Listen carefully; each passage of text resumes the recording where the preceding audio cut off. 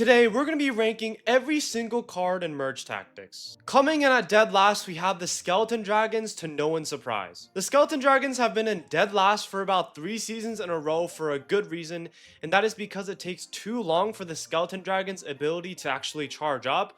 You have the actual cooldown time as in its animation duplicating, which takes forever, and the actual ability time is just way too long in my opinion, which means that the Skeleton Dragons are very inconsistent because in the beginning, when it's at its base form before it duplicates, it doesn't get very much value, but when it actually duplicates and gets maybe like 3 or 4 copies, it's actually pretty good. So it's very inconsistent, and in most cases it doesn't actually duplicate, meaning that it underperforms. I think an easy fix to the Skeleton Dragons would simply be to just remove the animation time it takes to duplicate, because then it would actually charge up much faster. Next up is the Royal Ghost, who is by far the worst assassin, and even though the assassin trait actually got a buff, the Royal Ghost's base form is still very bad. He costs 4 elixir and his HP is mediocre, his damage is also mediocre. He's just a very underwhelming card. His traits are also not too good, the undead's not too good, the assassins obviously are a bit better, so that does make him a bit better, but there's really no point in using the Ghost over any of the other assassins.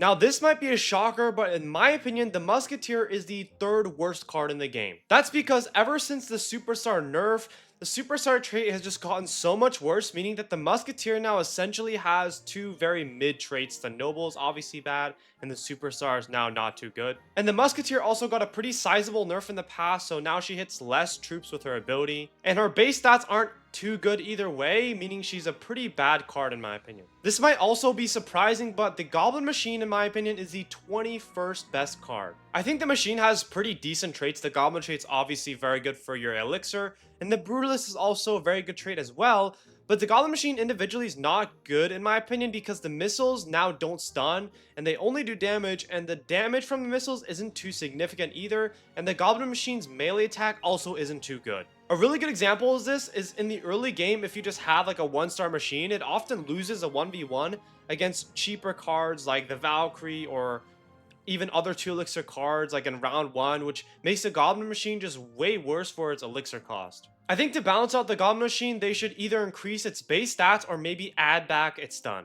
Next up, we have the Barbarian, and the Barbarian was actually a lot lower on my list in previous seasons, but now I think the Barbarian deserves to be a bit higher up because his traits Clan and Brawler belong to the 2 of the top 3 comps in the entire game, making him one of the most essential cards you need. As for his actual stats, they're pretty mediocre. He doesn't have too much HP or damage. He's a pretty average card, but he does have a good heal from the Clan, and he always gets that double HP from the Brawler trait as well, so his traits are good, but his stats are a bit average. Next up, we have the Witch. Now, the Witch's traits are pretty mid in my opinion. Undead's not too good. Superstar also got a nerf, but the Witch actually got a very sizable nerf in the past, where her skeletons were actually nerfed to oblivion. But more recently, there was a balance change which increased her base stats and the skeleton stats a bit as well, so she's not absolutely terrible, but she still isn't the best card. She doesn't do too much damage on her own, her ability takes a while to charge up at lower stars, and her skeletons aren't too effective unless they're at high level, making the Witch not the best card. The Mini Pekka actually rose up a couple spots on my list because the Pekka trait actually got a very huge buff in my opinion now, where the Mini Pekka, if he gets a kill, he actually charges up back to full because his HP is so low. So now in the past, where the Mini Pekka got like no HP and that was a huge problem, you can actually get pretty good HP from the heals. The Mini Pekka's damage is also pretty good, but other than that, it's not too good of a card because its stats are not the best. It dies off pretty quickly, but if it gets a heal, it can actually do pretty decently. The Prince is one of those cards where his base stats aren't too good, but his ability and traits are what make him pretty decent. He has the Brawler trait, which belongs to one of the top 3 comps in the game. Now, the Noble trait isn't too good, but his ability is actually very good because you can essentially catapult someone very far away and distract all of the other troops to attack on the Prince, which protects the other troops and gives them time to do damage. And he can also knock back a Queen, which is huge in some matchups, but what pulls the Prince down is that his traits, or that his stats, excuse me, aren't too good. Now, the Bandit actually got a huge boost recently because Ace obviously is one of the best traits in the entire game, and Assassin just got a huge buff. She also individually got a buff earlier. Now, her abilities do charge up much faster, so she actually abilities more often. And her space stats are okay, but she is nowhere near as good as she was in the first season of Merge Tactics, where she was completely busted, which is why she is a bit lower on the list. but overall she did move up a few spots from her recent buffs. Next up, the Skeleton King is actually the lowest ranking champion on my list. The Skeleton King is very tanky, his ability is pretty good, he can spawn skeletons from every kill. His traits are okay, the Undead isn't too good, but the Brutalist is very good. But the thing that pulls him back is that he's just very expensive. A 5 elixir card, but he doesn't pull as much weight as the other champions, which is why he is a bit lower on the list. Next up, we're actually getting to the Goblins, and to start off the Goblin pack, we have the Stab Goblin. The Stab Goblin is very good because his traits are good. The Goblin, very good for the economy. Assassin also got a recent buff, so that's pretty good. But what makes the Goblin the worst of the 3 other Goblins is that I just don't think he's as good as the other Goblins because he dies very easily. And he doesn't get as much consistent value as the Spear Goblin and the Dark Goblin do. Which means that next up is the Spear Goblin. The Spear Goblin, of course, is good for the same reason the Stab Goblin is. You have the Goblin trait, meaning you get a free Goblin if you have the Goblin trait every single round. But what makes the Spear Goblin a bit better is that you have the Blaster trait, and the Blaster trait is a bit better than the Assassin trait right now in my opinion because you consistently just get that range damage, and it's a lot easier to get the Blaster trait early on because Blasters are cheaper than Assassins. Meaning that the highest Goblin on this list is the Dark Goblin. The Dark Goblin is 1 more elixir than the other 2 Goblins, which isn't ideal for the economy. However, the Dark Goblin does have that Ranger trait, which can really make a huge difference in those rounds that get drawn out. However, the Dark Goblin did fall a few spots this season because there are just a lot of other really good range options to use, like the Executioner and the Wizard, which we'll get to later in the list. Which means that in 11th place, we have the Mega Knight. Then the Mega Knight has always been a very solid card. His traits are amazing. Ace is one of the best traits in the game, and Brawler is a top 3 trait. So the Mega Knight is used in some of the best comps in the game. His base stats are also very good. He's very tanky, and his damage is also very good. He also has a really good ability in which he can stun in an area-like effect. But what makes the Mega Knight a bit lower on the list than other cards is that he doesn't have as much carry potential, and he's not used in as many comps as some of the other comps, so he's not as well-rounded. However, he still is a very solid pick. Starting at the top 10 list is the Pekka. Now, the Pekka actually recently got a buff because the Pekka trait just improved by so much, so now the Pekka can heal so much more with every kill, and the Pekka consistently gets kills because of how much damage she does. And what makes the Pekka especially good is that her overall traits or overall stats are just super good. She has a lot of HP and so much damage, making her one of the best early game cards and makes her scalable long term as well in the late game. She's also used in some of the best comps in the game like full Brutalist, full Brawler, and you can even use her with the mini Pekka and Clan. The Princess also has really good stats because she does so much damage, and with that Blaster trait she does even more damage and gets even more range.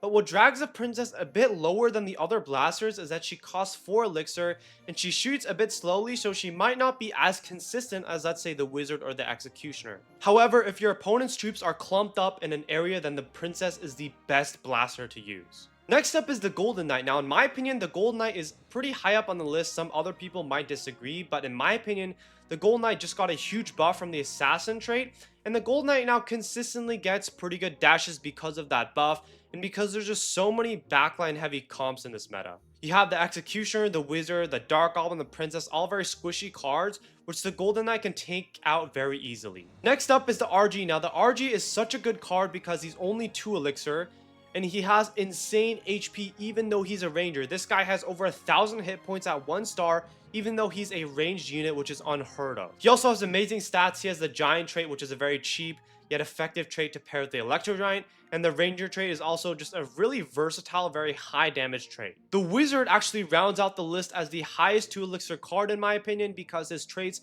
are perfect to Clan, the best trait in the game. Blaster, also one of the best ranged DPS traits in the game, and his stats are also really good. He has decent damage. His HP is a bit low, but he's a ranged unit, and his ability, splash damage, is super good, especially in this meta where we have Clan, Blaster, Brutalist, all very frontline heavy comps. Starting at the top 5, we have the Electro Giant. The Electro Giant has pretty decent traits. The Giant trait is very good. The Superstar can be good if you have 2 out of 4. The 4 to 4, not so much. But what makes the Electro Giant shine is his stats and his ability.